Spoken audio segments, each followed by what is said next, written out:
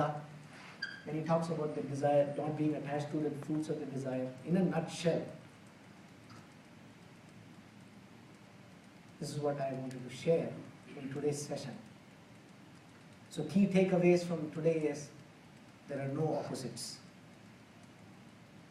Opposite of sad is sad. Opposite of happy, happy. We talked about the composition book to take care of the negative tendencies of anger, greed, fear, jealousy, envy. We want to bring spontaneous responses within us. How do I become happy?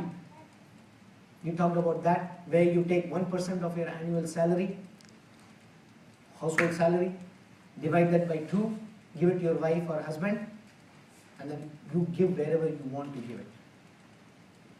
You practice these, and then retrospection. Today on, I look at the entire life, my ups and downs, and then you will start living. So we will talk about this. There will be more questions. I just would like to entertain a couple of questions before we end today's session. And then you will see how life literally comes 360 degrees. Okay. So let's go to questions. Yes?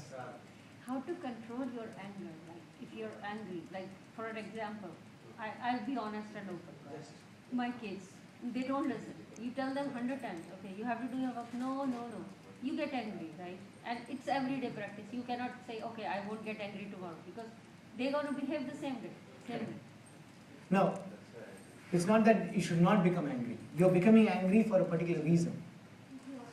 The anger is coming because certain things the children need. Initially, the children are like little saplings. You have to protect them.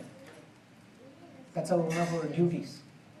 As a young sapling growing outside, if you don't fence it, the cow will come and eat it. So until a particular point comes into their life where they know what their goal is, you are acting as a guide, you are acting like a fence, after which the fence can drop off. You can become angry and you can laugh within yourself. Hey, I'm getting angry. Look at me. Once again, it is not the act which is important, it is the intent behind the act which is important. So when you're becoming angry to willfully hurt somebody, that intent, that is bad. The intent when you are thinking that, yes, I want to improve certain things for your own children, that intent is very important. A soldier kills in a war in defense of his motherland. In the same way, that is got a different intent, as opposed to somebody, a thief, coming into a home and killing somebody and robbing somebody and going away. That intent is different. That is what is karma. The karma will attach at that point. Yeah. You said that when we go to get a composition book in Walmart, make a round trip and don't do anything else. So what's behind that? The reason why I said do not do anything else, just buy only the composition book, is ekagra chit. That means one pointed focus. Because when I try to do multitasking, this is one of the things that I'm going to do. This is your topmost priority. That's the only priority at that moment in time I want to do. So you're filled with only that and nothing else. No other distractions are there. Initial stages, what happens is the distractions are so many that we have to be able to bring that one-pointedness, that concentration, that focus initially, in the initial times, to bring that into focus. Then after that, you can multitask, no problem. For example, an intern working on a machine initially has to be very careful in order not to hurt himself or herself, and they have to have full concentration. Otherwise, he or she may get hurt. A good example is, have you seen poha being made in West Bengal? Poha is the flattened rice, which is Krishna's favorite. Poha, you will notice the lady, she's a very poor lady. She'll be sitting on the crossroad. She'll have a baby on her lap. She's feeding the baby. She's doing transaction with a customer as that's happening, and then she's measuring kilo or how many grams of poha she is going to be giving. And then she's also doing a transaction of money. And as all this is happening, there is this heavy pounding machine which is pounding that wet rice into poha. So she has to put her hand inside that and she takes it out and she has to do it. If she's a little late, her hand will get crushed. Everything that she's doing, but her ekagrachit, one-pointed concentration, is that, not anything else that's happening. She's able to multitask, but initially when she's a young girl and she's asked to practice that, she will only concentrate on that skill of taking the poha out. It's very funny. When you are on the path of spirituality, you will be able to concentrate and do everything else that is happening in this world with great intensity. Anything else that is material in nature, you will not be able to do it. That is one, and this is something you will have to experience. This is not something you can intellectually understand. Emotionally you will connect to it. Yes. Did I answer your question? Okay. I have a question. Somebody else?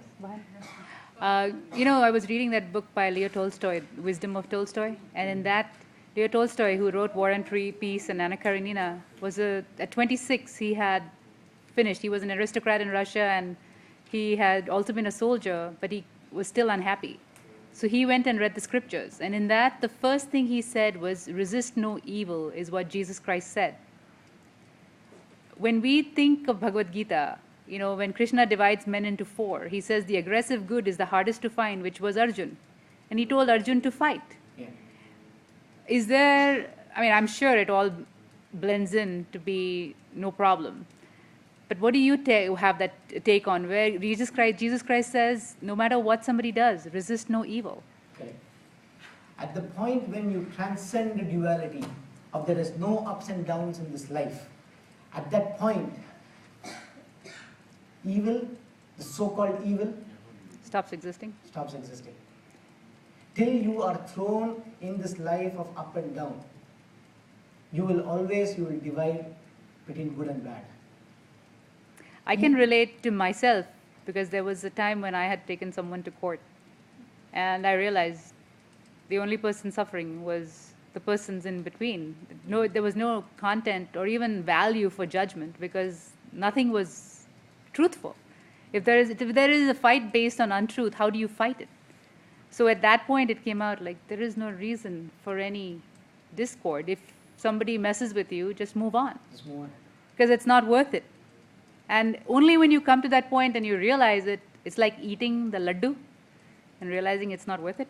Yeah, that's right. So I think I answered my question, but I think it was interesting how he put it. He said, resist no evil. And we constantly think in this world, like we have to teach somebody a lesson. It's unimportant. It's unimportant. Okay. It all starts with you. You don't have to go about correcting anybody on the outside. You correct your own self. That's all. You do that, automatically everything will happen. There's no evil at all. For me, I'll share one thing. When you're on this path of spirituality, I'll tell you, when you were there for 3 years, the divine energy put me through hell. Hell in the sense that I was torn apart internally as to what is my relationship with the divine. It didn't matter what I had in my possession, my house, my job, everything. It didn't matter. What is my relationship? Why are you engaging with me? And tears would flow continuously, 24 hours, 48 hours. It'll just keep on flowing. 2005 to 2008, 3 years. It didn't matter. Just constant. And you know how it is? If you're in love and then you are kind of separated, the pangs of separation that happens, right? If you're in love, then you're eligible to be on the path of spirituality. That's one of the basic requirements. You've got to be able to love. If you love your child, if you love your spouse, if you love just for the sake of love, you can do that.